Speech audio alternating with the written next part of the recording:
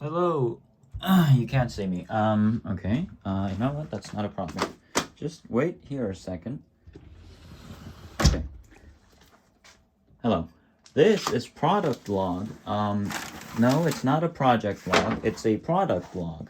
It's the first of its kind. I'm trying to balance this iPad and its stand, so it's not the easiest thing to do, okay? So bear with me. A product log, unlike a project log, is a bit different in the sense that this is a complete product with all its features and integrity. So this is 100% complete.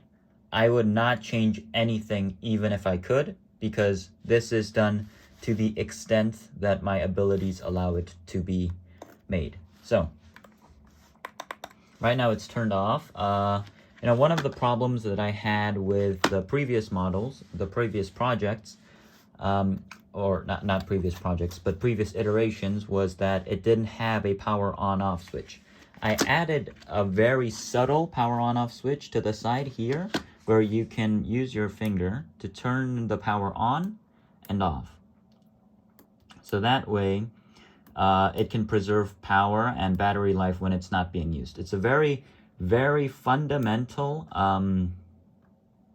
but also very necessary function that every electronic device, in my opinion, should have if it runs off of batteries. Now, with this power switch, we're able to get about 50 hours of active battery life. Active as in it's being used, and it's being used as in either the MPU is running, the screen is running, the button press is being registered, anything of that sort. It also has the built-in 3-minute power down, so whenever you're not using it for 3 minutes, even if the power switch is on, this display and the MPU and the Arduino Micro inside will all go into low power mode so that it can preserve the most battery life absolutely possible. Now, I don't know if you can see it with this iPad camera, but the surface quality has improved drastically compared to... I guess I threw the older one away, or I guess it's somewhere in that dump. That's a Lush shopping bag, and I put everything related to this project in there.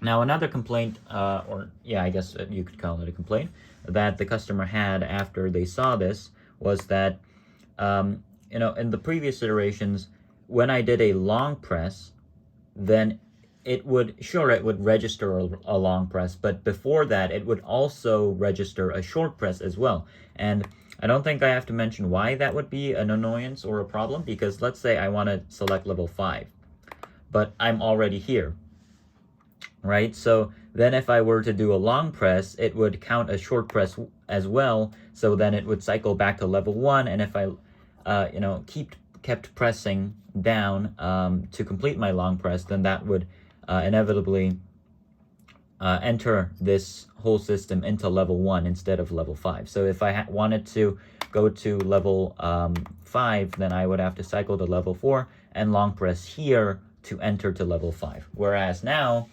the long press and the short presses are divided completely, or not divided, but separated completely. So if I want to just enter into level 2, I just put it at 2, and I can long press here, and it will send the system into level 2, it's a very, I don't know why I didn't realize this sooner, but it's an absolute necessity. And also, so those were the two major complaints. The other one that I've noticed was this. I don't know if I can recreate it with this newer and improved version, but basically what happened when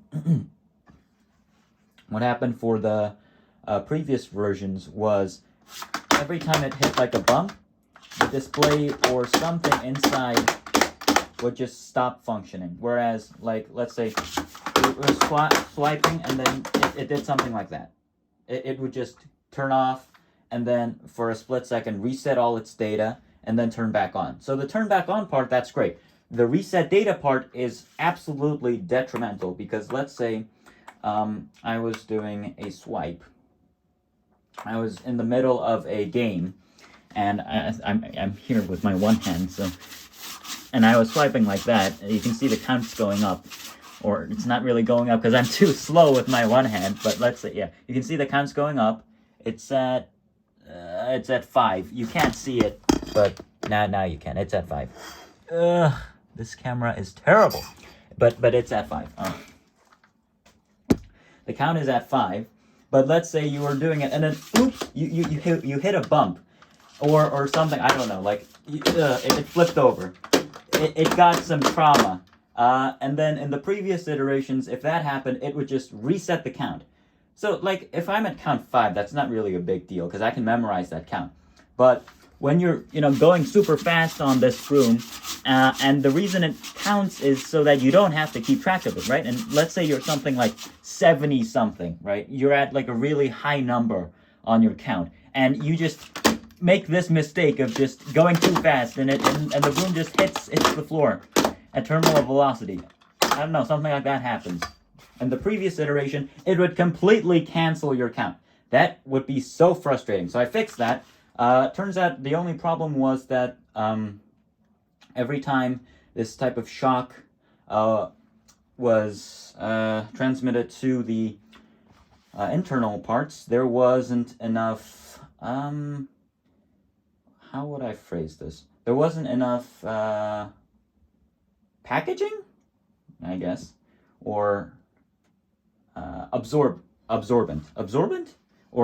material to cushion the shock. So basically all that shock went into the processor, short-circuiting it temporarily. But now I put some more material that can absorb shock, and as you can see,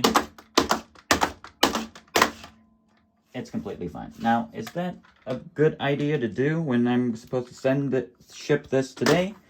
No, probably not, but I don't think they'll mind because, as I said, it doesn't break that easy.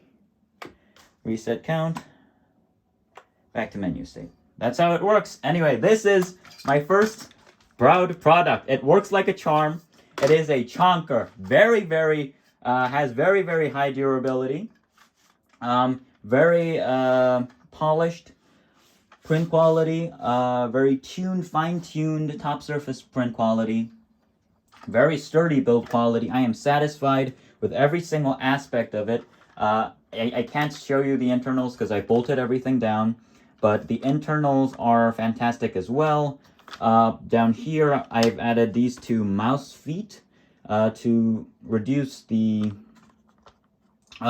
coefficient of friction. So, even when they're playing on like wooden decks or places that have a bit higher friction, it won't impact the flow of the game as much.